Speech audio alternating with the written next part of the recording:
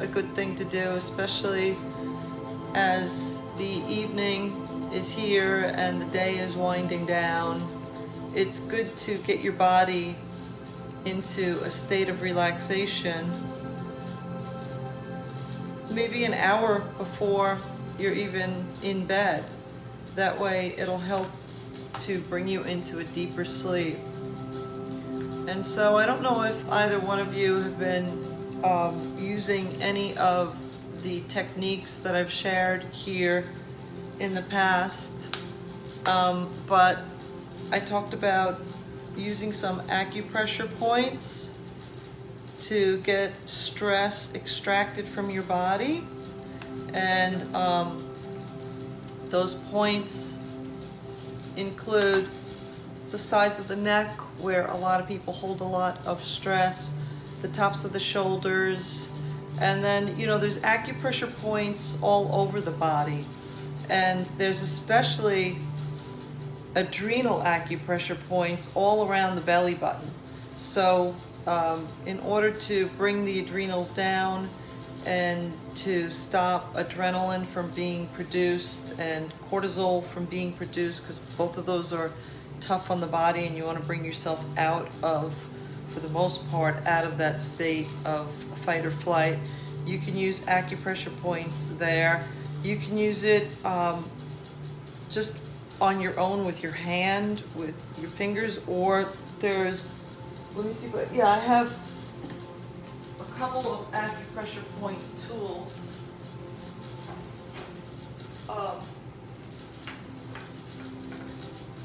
This one is really kind of cool. Dr. Eric Berg puts this out, and it's got 3 different settings. You can use it on the back of your neck. You can use it on those adrenal points that I just described. You can use it here and on the tops of your shoulders. It's really nice because it's not that large. But then I have one that I really like, and it's put out by Go Fit, and it's a muscle hook. And this one really extracts a lot of stress out of your muscles wherever you want to use it. Even if you just do it for a couple of minutes. You know, it's those tiny changes. Hi, Carol. It's those tiny changes that really make ultimate remarkable differences. So at any point in time, we can change our habits and move into different, so to speak, lanes in life. I like to call it, you know, like getting into the green lane, even by just increasing little habits. Little habits, again, make remarkable differences. So tonight I just wanted to talk a little bit about helping your body after you drink alcohol, because alcohol is something that a lot of us drink. I happen to don't drink it anymore, but you know, I just stay away from it, but I know all about it. And so, you know, if you are drinking, you know, the liver is taxed by alcohol. So you want to try to keep up with what the alcohol is doing. So there's also inflammation that's created from the alcohol, and it can cause a fatty liver. And one of the things that it does is it causes a lot of vitamin deficiencies. So I don't know if any of you have heard of the term cruciferous greens, cruciferous vegetables, but the word cruciferous means cross, and it's all those wonderful, nutritionally dense vegetables that have a little cross on the flower. And they include things like cauliflower, cabbage, kale, garden cress, bok choy, broccoli, Brussels sprouts.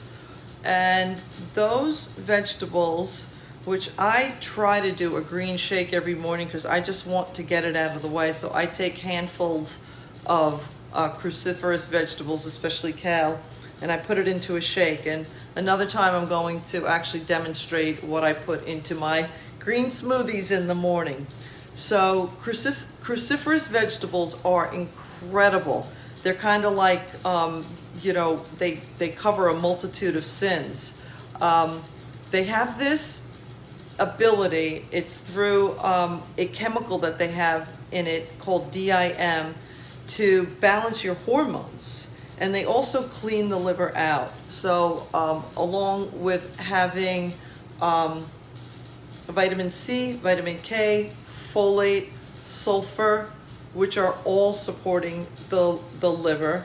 And I think they also have copper in them, and those are only a few. So cruciferous vegetables is a definite thing that you might want to put on your list to get from Trader Joe's. And you can freeze them, and then they'll be cold for your smoothies in the morning, because they go bad fast. Hi Barbara, I'm so glad you're here. So the next one that I want to talk about is vitamin B1 and other vitamin Bs. So vitamin B gets destroyed when you drink alcohol, and it's one of the things that your liver desperately needs.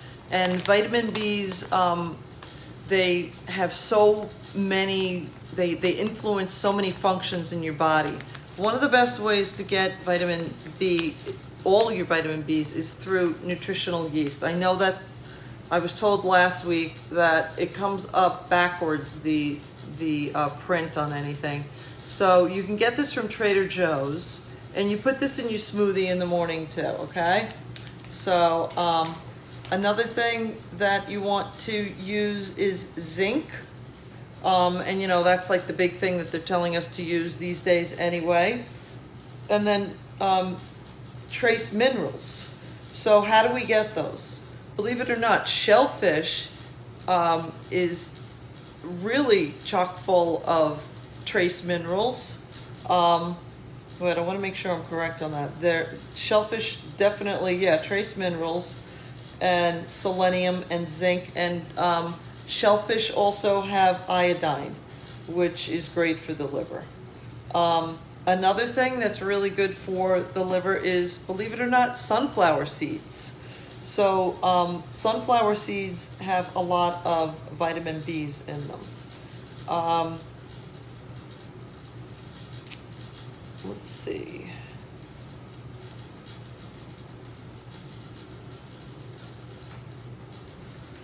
Wild caught fish, you know, a great place to go for these items where they're reasonably priced and they're very high quality items is Trader Joe's, right? So I bet some of you already know about that. If you do, write it to me, okay? I want to know how many people know about Trader Joe's or go there. I know everybody knows about it. So wild caught fish is much better than not wild caught fish. It has a lot of omega-3s, and that's really helpful in bringing down inflammation. So as we get older, our body has inflammation that keeps developing. And so we want to be fighting that off all the time. And we just want to kind of make it a way of life. You know, when you go into the store, you get your nutritional yeast, you get your wild-caught salmon. Yay, Carol, I'm glad you love it. Yay. Yeah, I know, the scallops and the shellfish are a nice part of this protocol. So also, you know, fatty fish. So fat doesn't make you fat. Sugar makes you fat. And sugar is the main poison, including hydra, and it's included in alcohol, right? So fatty fish, salmon and sardines, and then really large salads. Like, just go and get those bags of salad. Make it easy for yourself, because that's chock full of vitamin C. And the liver is begging for vitamin C. It's very important to replace that. And the best way to replace it is not through synthetics although there's some really good vitamin C products out there, but it's through foods. So, you know, the average person only eats about a cup and a half of salad a day, but you want to go really high on the greens and the salads, and you want to go moderate on the proteins. So let's see. So is anybody familiar with the idea of intermittent fasting? Because we were taught growing up, you know, we're supposed to always be eating all day long, but that's actually false. I'm not telling you what to do if you have some type of condition where you don't feel good, but a lot of times, if you give your body a break from eating all the time and you do intermittent fasting once in a while, it begins to get your body into this automatic cleansing state. And it takes like old dead proteins and I forget what the term is. Let me see if I wrote it down here. It takes damaged proteins and it converts them into, well, it creates a state of, it's called AUTOPHAGY, AUTOPHAGY, where your body becomes like a self-cleaning oven, which is a really marvelous thing that you can do just to keep combating, but don't drink a lot of alcohol while you're doing that. Combating the, you know, the effects of alcohol on your body. I can't believe it's already almost 9:15. So I hope that that information is helpful. I just want to, for anybody who's just coming in now, I want to go over it really quickly again. So when you drink alcohol, it damages your liver and it creates inflammation in your body, and it leads to a fatty liver, which could lead to cirrhosis, God forbid. And then drinking alcohol also creates deficiencies, vitamin deficiencies in your body. Okay, so it's ways to combat those things. One of the best things, if you take anything away from what I'm sharing with you today, it's, and you know, I'm going to summarize this actually and just put it up on Facebook. It's eating cruciferous vegetables. So cruciferous vegetables include cauliflower, cabbage, kale, garden cress, bok choy, broccoli, Brussels sprouts. And even if you start like small, I'm sure that some of you are already doing some of this stuff.